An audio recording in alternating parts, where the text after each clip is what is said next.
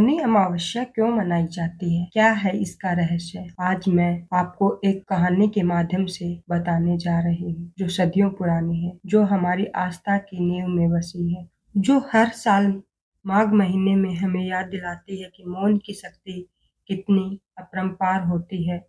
यह कहानी है मौनी अमावस्या की, उस पवित्र दिन की जब सूर्योदय से पहले बिना एक शब्द बोले मौन रहकर पवित्र नदियों में स्नान किया जाता है। एक कहानी के माध्यम से बताने जा रही हूँ, जो सदियों पुरानी है, जो हमारी आस्था की नींव में बसी है, जो हर साल माघ महीने में हमें याद दिलाती है कि मौन की शक्ति कितनी अपरंपार होती है। यह कहानी है मौनी अमावस्या की, उस पवित्र दिन की जब सूर्योदय से पहले बिना एक शब्द बोले मौन रहकर पवित्र नदियों में स्नान किया जाता है। लेकिन क्या तुमने कभी सोचा है कि यह परंपरा क्यों शुरू हुई और कैसे शुरू हुई? क्यों हम इस दिन मौन रहते हैं? क्यों बिना बोले नहाना इतना महत्वपूर्ण है? युग में जब देवता और मनुष्य एक साथ इस धरती पर विचरण करते थे, जब हर शब्द में शक्ति थी और हर मौन में रहस्य छिपा हुआ होता था। बहुत पुराने समय की बात है, जब देवलोक अपनी समृद्धि और वैभव के चरम पर थे। इंद्रदेव अपने सिंहासन पर विराजमान थे और सभी देवता अपनी शक्तियों के अभिमान में डूबे हुए थे। उन दिनों देवताओं को लगता था कि वे सृष्टि के सर्वोच्च शासक हैं और कोई भी उनके समक्ष नहीं टिक सकता। स्वर्ग में हर दिन उत्सव होते थे, अप्सराएं नृत्य किया करती थी, गंधर्व संगीत की मधुर ताने छेड़ते थे और देवता कल्प वृक्ष के नीचे बैठकर अमृत का पान किया करते थे।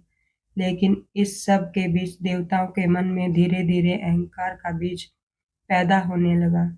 एक दिन ब्रह्मदेव ने देवताओं की यह दशा देखी, उनका मन व्याकुल हो उठा। वे जानते थे कि अहंकार ही सबसे बड़ा पतन का कारण बनता है। उन्होंने भगवान शिव से प्रार्थना की, हे महादेव, देवताओं को अपने अहंकार का पाठ सिखाना आवश्यक है, अन्यथा यह अहंकार उनके विनाश का कारण बन जाएगा। भगवान शिव मुस्कुराए और बोले, ब्रह्मदेव, मैं एक ऐसी घटना घटित करूंगा जो देवताओं को सदा के लिए याद रहेगी, लेकिन इसके लिए मुझे पृथ्वी पर जाना होगा। पृथ्वी पर हिमालय की तलहटी में एक छोटा सा आश्रम था। वहाँ ऋषि वशिष्ठ रहते थे। उनके आश्रम में अनेक शिष्य वेदों का अध्ययन किया करते थे। एक दिन एक दिव्य प्रकाश उस आश्रम में प्रकट हुआ। उस प्रकाश से एक बालक प्रकट हुआ। वह बालक अद्भुत था। उसके चेहरे पर अलौकिक तेज था और उसकी आंखों में गहरा ज्ञान झलक रहा था। ऋषि वशिष्ठ समझ गए कि यह कोई साधारण बालक नहीं। ऋषि ने बालक को अपनी गोद में उठाया और पूछा, हे दिव्य बालक, तुम कौन हो? बालक ने मुस्कुराते हुए कहा, गुरुवर, मैं भगवान शिव के आशीर्वाद से जन्मा हूँ। मेरा नाम मौनेश्वर है। मैं इस पृथ्वी पर मौन की शक्ति का प्रचार करने आया हूँ। मुझे अपना शिष्य बना लीजिए। ऋषि वशिष्ठ ने बालक को आशीर्वाद दिया और उसे अपने आश्रम में रख लिया। मुनीश्वर बचपन से ही अद्भुत बालक था। वह बहुत कम बोलता था, लेकिन जब भी बोलता, उसके शब्दों में गहरा अर्थ छुपा हुआ होता था। वर्षों तक मुनीश्वर ने वेदों का अध्ययन किया। उसने योग और तपस्या में महारत हासिल की, लेकिन सबसे बड़ी बात यह थी कि उसने मौन की अद्भुत शक्ति को पहचाना। वो जानता था कि मौन केवल चुप रहना नहीं, बल्कि यह आत्मा की सबसे गहरी अवस्था है, जहाँ व्यक्ति परमात्मा से आत्मा को जोड़ता है। जब मौनेश्वर युवा हुआ तो उसने अपने गुरु से आज्ञा ली और घोर तपस्या के लिए हिमालय की गुफाओं में चला गया। वहाँ उसने 12 वर्षों तक कठोर तप किया। वह पूरी तरह से मौन में रहा। उसने ना तो कोई शब्द बोला और ना किसी से कोई बातचीत की। उसका पूरा ध्यान केवल परमात्मा पर केंद्रित था। मौनेश्वर की तपस्या इतनी प्रबल थी कि उसकी ऊर्जा तीनों लोकों में फैल गई। स्वर्ग में देवताओं के सिंहासन हिलने लगे। इंद्रदेव चिंतित हो उठे। उन्होंने कहा, यह मौनेश्वर नाम का तपस्वी अपनी तपस्या से हमारे सिंहासन को खतरे में डाल रहा है। हमें कुछ करना होगा। देवताओं ने एक सभा बुलाई। उन्होंने तय किया कि वे मौनेश्वर की तपस्या भंग करेंगे। इंद्रदेव ने अप्सरा मेनका को बुलाया और कहा, तुम्हें पृथ्वी पर जाना होगा और उस तपस्वी मौनेश्वर की तपस्या भंग करनी होगी। मेनका ने इंद्रदेव से कहा, देवराज, मैं अनेक ऋषियों की तपस्या भंग कर चुकी हूँ, लेकिन यह तपस्वी बहुत अलग है। मैंने सुना है कि यह पूर्णतः मौन में है, उसके मन में कोई विकार नहीं है। मैं नहीं जानती कि मैं सफल हो पाऊंगी या नहीं। इंद्रदेव ने कहा, तुम्हें जाना ही होगा, यह देवताओं के अस्तित्व का सवाल है। मेनका अनिच्छा से पृथ्वी पर आई। उसने हिमालय की उस गुफा को खोजा जहाँ मोनेश्वर तपस्या कर रहा था। जब उसने मोनेश्वर को देखा तो वह स्तंभ रह गई। मोनेश्वर समाधि में बैठा था, उसका चेहरा शांत था, लेकिन उसके चारों ओर एक दिव्य प्रकाश चमक रहा था। ऐसा लग रहा था जैसे वह इस संसार का है ही नहीं, किसी और ही लोक का प्राणी है। मेनका ने अपना नृत्य शुरू किया। उसने अपनी सारी कलाएं दिखाई, सबसे मनमोहक गीत गाए, लेकिन मोनेश्वर की समाधि में कोई भी अंतर नहीं आया। उसकी आंखें बंद थी और उसका मन पूरी तरह से परमात्मा में लीन था। दिन बीते, सप्ताह बीते, महीने बीत गए, लेकिन मोनेश्वर की समाधि नहीं टूटी। आखिरकार मेनका थक गई। उसने इंद्रदेव को संदेश भेजा, देवराज, मैं इस काम को करने में असफल रही। यह तपस्वी किसी और ही धातु का बना है, उसे कोई भी मोह प्रभावित नहीं कर सकता।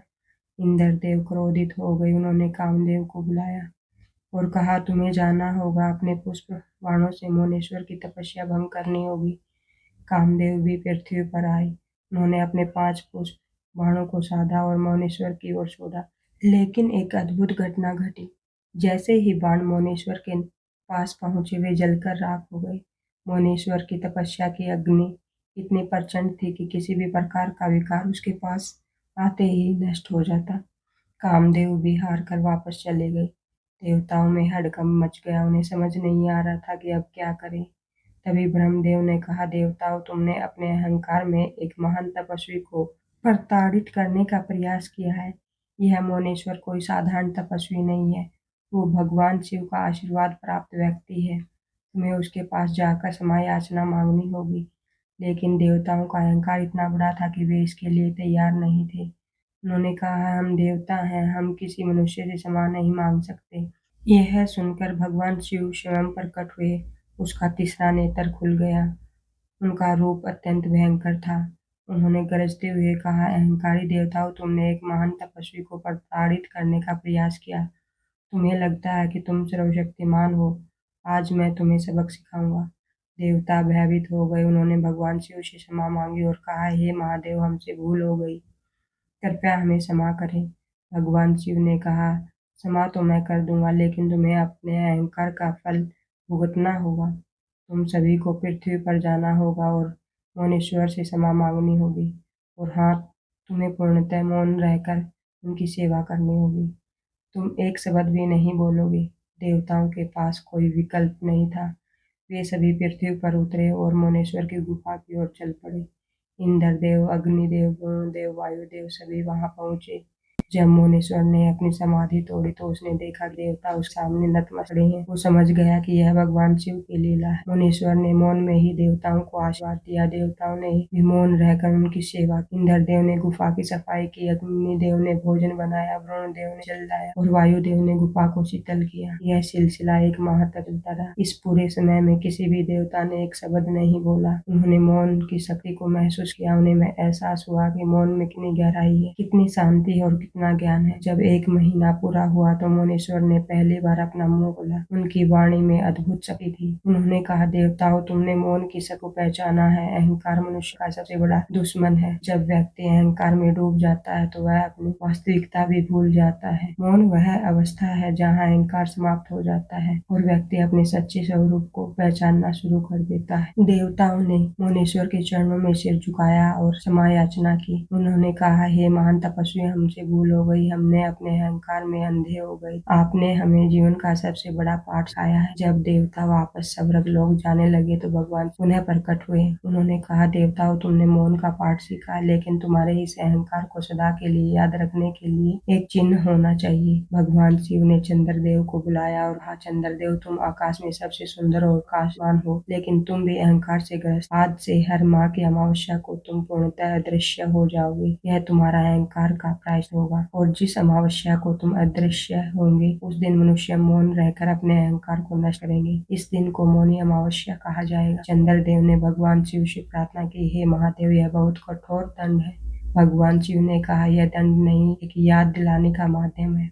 जब भी तुम अदृश्य होगे तब मनुष्य और देवता दोनों को याद आएगा कि अहंकार कितना विनाशकारी होता है और मौन की शक्ति कितनी महान है। चंद्रदेव ने सिर झुकाकर भगवान शिव की आज्ञा स्वीकार कर ली। देवताओं के जाने के बाद मौनेश्वर ने अपने शिष्यों को बुलाया। उन्होंने कहा, मेरे प्रिय शिष्यों, आज मैं तुम्हें मौन का सबसे बड़ा रहस्य बताता हूँ। संसार में हर व्यक्ति बोलने में व्यस्त है, सभी अपनी बात कहना चाहते हैं, लेकिन सुनना कोई नहीं चाहता। इसी कारण संसार में इतना कलह, इतना द्वेष। हर अमावस्या को जब चंद्रमा अदृश्य हो जाता है तब मनुष्य को मौन रहना चाहिए। उस दिन उसे अपने भीतर झांकना चाहिए, उसे अपने कर्मों का हिसाब करना चाहिए, उसे अपने अहंकार को त्यागना चाहिए। यह दिन आत्म शुद्धि का दिन है, आत्म चिंतन का दिन है। शिष्य ने पूछा, गुरुदेव, क्या मौन रहने से सचमुच मनुष्य का कल्याण हो सकता है? मुनीश्वर मुस्कुराए और बोले, मेरे प्रिय शिष्यों, मैंने 12 वर्षों तक मौन साधना की। उस मौन में मुझे यह सब कुछ मिला जो संसार की सारी वाणी नहीं दे सकती। मुझे शांति मिली, ज्ञान मिला और सबसे बड़ी बात, मुझे परमात्मा का साक्षात्कार हुआ। मौन वो सीढ़ी है जो मनुष्य को परमात्मा तक ले जाती है। अब मैं तुम्हें बताता हूँ कि मौनी अमावस्या का व्रत कैसे किया जाए। पहला नियम है संकल्प। पहले दिन से ही मन में संकल्प करो कि मैं मौनी अमावस्या को पूर्ण मौन में रहूंगा। संकल्प बहुत शक्तिशाली होता है। जब तुम संकल्प करते हो तो तुम्हारा पूरा अस्तित्व उस दिशा में चलने लगता है। दूसरा नियम है तैयारी। मौनी अमावस्या से एक दिन पहले सात्विक भोजन करो। मांस, मदिरा, तामसिक भोजन से दूर रहो। अपने मन को शुद्ध करो। क्रोध, लोभ, मोह से दूर रहो। तीसरा नियम है मौन का पालन। अमावस्या की शाम से ही मौन शुरू कर दो। रात भर मौन में रहो। सुबह सूर्योदय से पहले उठो और बिना बोले नदी की ओर निकल जाओ। चौथा नियम है पवित्र स्नान। नदी में प्रवेश करते समय मन में प्रार्थना करो, ये पवित्र जल मेरे सारे पापों को धो दो, मेरे मन को शुद्ध कर दो। 3 बार डुबकी लगाओ। हर डुबकी के साथ महसूस करो कि तुम्हारे पाप धुल रहे हैं। पांचवा नियम है दान। स्नान के बाद अपनी सामर्थ्य के अनुसार दान करो। गरीबों को भोजन दो, वस्त्र दो। दान से मन की शुद्धि होती है। छठा नियम है मौन का समापन। सूर्योदय के बाद ही मौन तोड़ो और पहला शब्द, कोई पवित्र शब्द, भगवान का नाम लो। अब मैं तुम्हें गंगा के रहस्य के बारे में बताता हूँ। क्यों हमारे ऋषियों ने गंगा को इतना पवित्र माना, क्यों हर पर्व हर वर्ष पर गंगा स्नान का विधान है। गंगा केवल एक नदी नहीं है, यह शिव की जटाओं का प्रसाद है। गंगा में वह शक्ति है जो पापों को धोती है, जो मन को शुद्ध करती है, जो आत्मा को मुक्ति देती है। जब तुम गंगा में स्नान करते हो तो तुम केवल शरीर को नहीं धोते, तुम अपनी नकारात्मक ऊर्जा को भी धोते हो। और जब यह स्नान मौन में होता है तो उसकी शक्ति कई गुना बढ़ जाती है, क्योंकि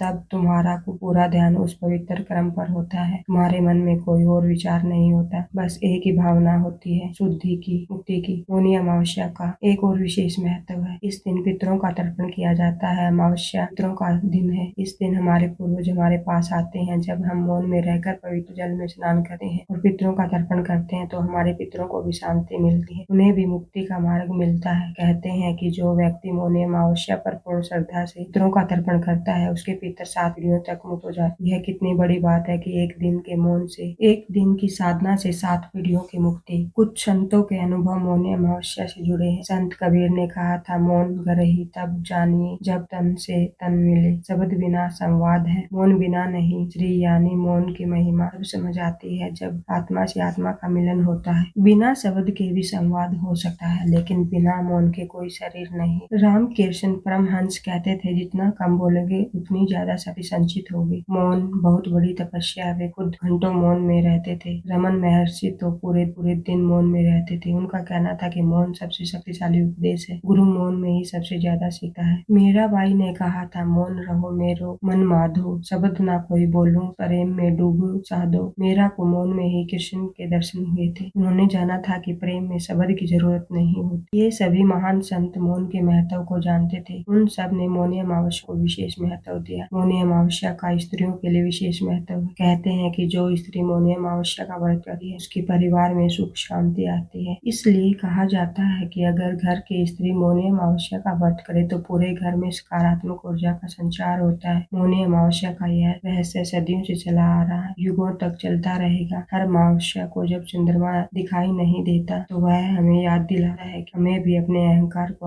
अदृश्य करना करना चाहिए। भगवान शिव की यह लीला, मुनीश्वर का यह त्याग और देवताओं की यह शिक्षा सदा के लिए हमारे हृदय में अंकित हो गई है और हम सब मिलकर मौनी अमावस्या के इस पावन दिन को मनाते। तो दोस्तों, यह था मौनी अमावस्या। अगर आपको यह जानकारी अच्छी लगी हो तो वीडियो को लाइक करें, शेयर करें, चैनल को सब्सक्राइब करना न भूलें।